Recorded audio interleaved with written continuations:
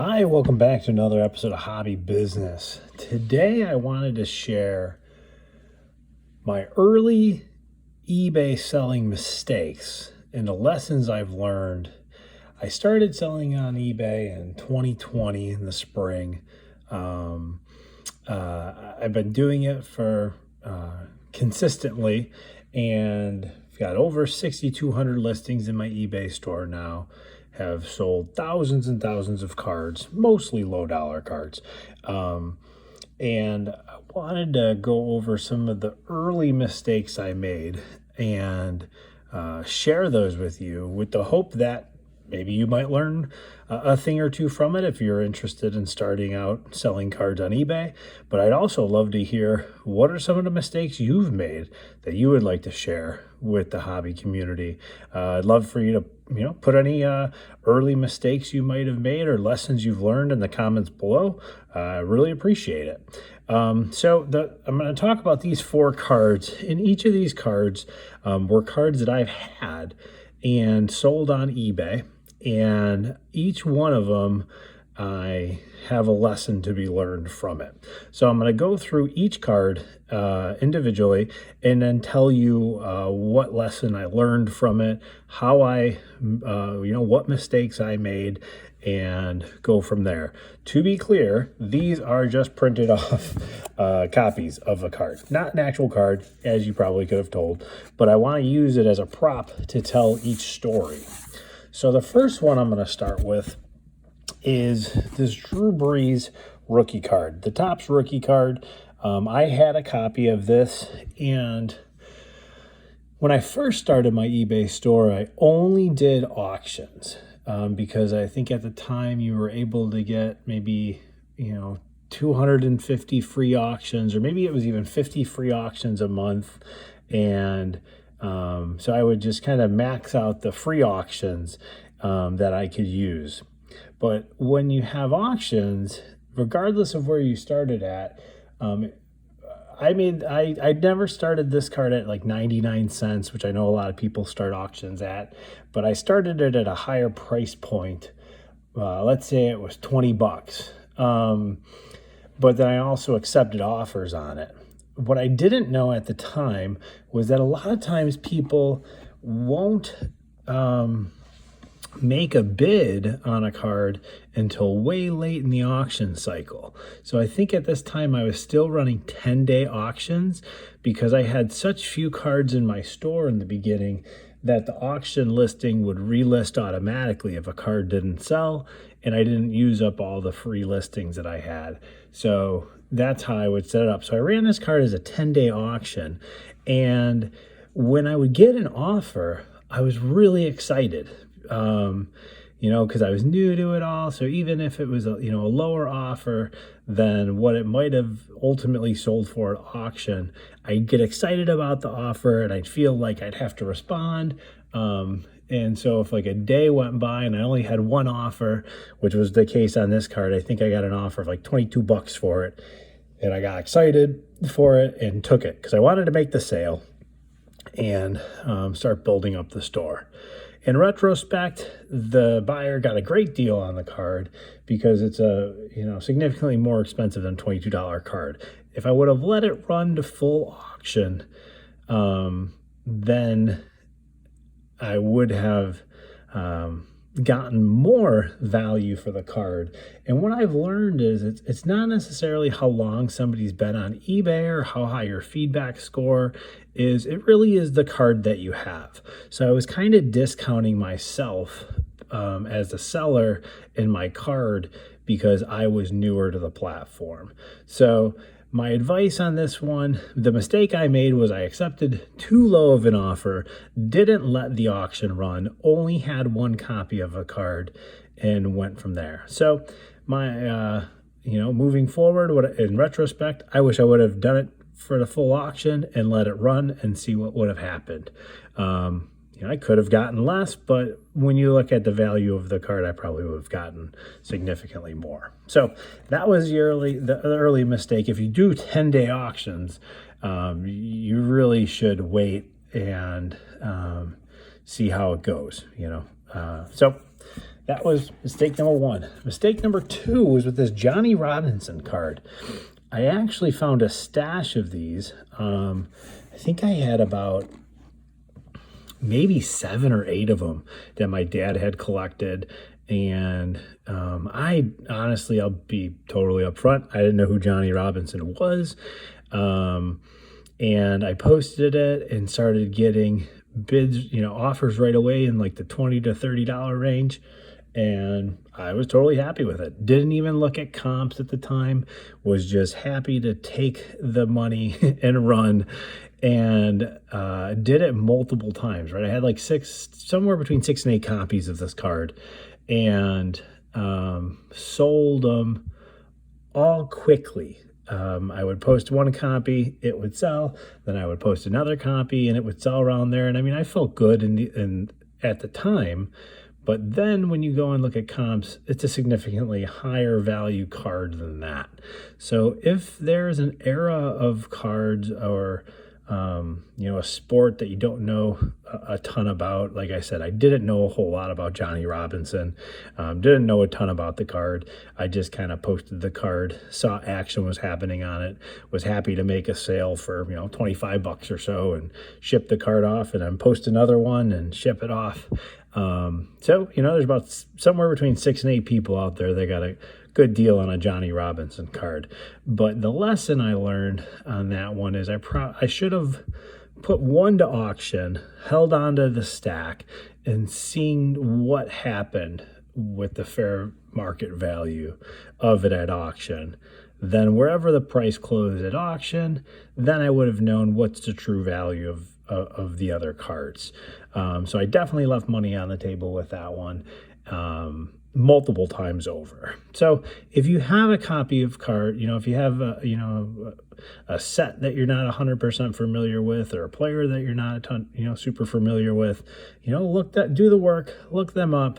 If you have multiples of one card, maybe run an auction on it, and see where the actual market value is at an open auction. And then that might give you a good starting point for the future cards that you put out there. You can also look at, previously sold cards.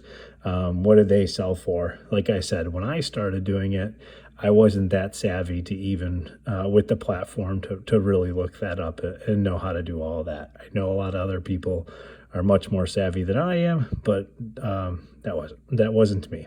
So with this card, like I said, I had multiple copies of it, somewhere between 6 and 8, and never really truly priced it. Just was happy with the sale. And I do want to be clear, none of these are regrets, because it helped me get momentum each step of the way. So I'm not making this video to say I regret doing certain things, but when you see the next 2 cards that I'm going to talk about, if I lived in a world of regrets, these next 2 ones really could sting. But I look at every transaction as a step along the way that's helped me get to where I am today. Each sale was momentum. Each sale allowed me to keep posting and moving forward. So yeah, that was the lesson learned there. This next one, I had a complete 1960 top set. And I started by selling the stars. Looked at, I pulled the Manals, the regular Mantle card, the All-Star card, the Mays, run your way all the way through your Clementes, your Yogi Berras, everybody, all the big cards. Pulled them out, listed them, and listed them that auction with offers, but I never let an auction close.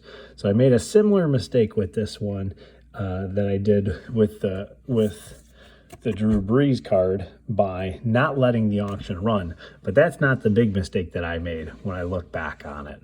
The biggest mistake that I made was I didn't have these cards graded. Grading, I'll be honest, was an intimidating process to me. I didn't know a whole lot about it. Where I'm at in Syracuse at the time, I didn't have any local friends that were in the hobby. I didn't have a ton of resources that were at my disposal of how to learn it and do it. So I just sold the cards raw, but they were in pretty darn good shape. So when I look back, and I think I sold the Mantle for like $100 or $125. I know if I would have had, and it was in nice condition. You know, it wasn't a PSA 9 or 10 or anything like that, but it was a solid middle of the road card. You know, maybe it would have been a 5 or a 6, but still it would have significantly increased the value of the card. And so, you know, if you ever come across, you know, a set of cards that have, you know, the big time Hall of Famers, from the 60s or 50s or, you know, even older than that, I would just say, you know, talk with somebody that you trust and get an assessment on, you know, should you get these cards graded before you try to resell them. That was the biggest mistake I made with all the Hall of Famers in the 1960 top set. This last card I'm going to talk about, I think when I look up the comps on this one, the recent comps, this one's going to really sting as I talk about it.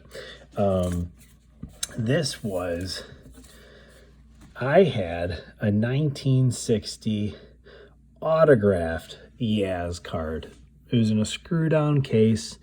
My dad was a huge Yaz collector, so it was just, you know, in-person auto. Obviously all the cards were signed, that are, you know, vintage cards that have to have been signed in person. But I sold that card raw and not authenticated. Now I'm confident that it was a signature, and I was just happy to make the sale at the time. But now when you look up 1960 Yaz autograph cards that are graded, even if they're just graded authentic autograph, man, I way undersold. So another lesson learned, that I'd like to part onto you, and the mistake I made was, if you have a big time player that has an in-person autograph on an important card for that player, pay the money to get it authenticated and get it encapsulated. And, you know, then when you go to make the sale, you can ask for, you know, the going market rate, or you could put a premium on it and just sit and wait and take it, you know, let the offers come in and go from there. You know, and a 1960 Yaz card autographed is not like you know, the autographs that come in packs today. So there's only so many of those cards that were out there that were ever signed. And you know, so that was I think the biggest misstep I had, because I think I sold that card for under $100. I think it was probably in like the $60 to $80 range. Like I said, I was early on in selling. I was just viewing it as a card that I had that was cool, but I would rather, well, not rather, but I had a greater need for the money at the time. So in the end, I made this video so I could help share some of the early missteps I made as I've grown my eBay store. I work on it every day. I'm either listing or shipping. I'll put a link to my eBay store in the description below. So if you want to check it out, you know, go from there. And if you see anything you like, send me an offer. Happy to always make some deals and have some fun. But just a quick recap. If you have a big card like this that's an in-person autograph, get it authenticated. If you're intending on reselling it, if you have Hall of Fame players like Mantle, Mays, and the cards are in nice condition, pay the money to get it graded. If your purpose is for resale value, you know, don't be intimidated by it. Reach out. I have now done my first submission with SGC, and I did a 10-card submission. It was super easy. They were super great. I also have a video of that 10-card submission earlier on in my channel. So if you're interested in that, or if I can be of any help in any way, please don't, reach out, let me know. This one should have let it run to auction, and this one had multiple copies. Should have ran one all the way through auction before I sold the second, the third, the fourth, the fifth, the sixth, and the seventh one for what ultimately ended up being under market value. So if you've made it this far, I really appreciate it. Those are 4 big mistakes I made early on. I try to learn from my mistakes. I don't regret them, but they're building blocks from them, and I try not to make the same mistake again. Hope you enjoyed this. I would love to hear any lessons you've learned, or maybe mistakes you made along the way and what you've learned from them. Put them in the comments below, and I'll catch you next time.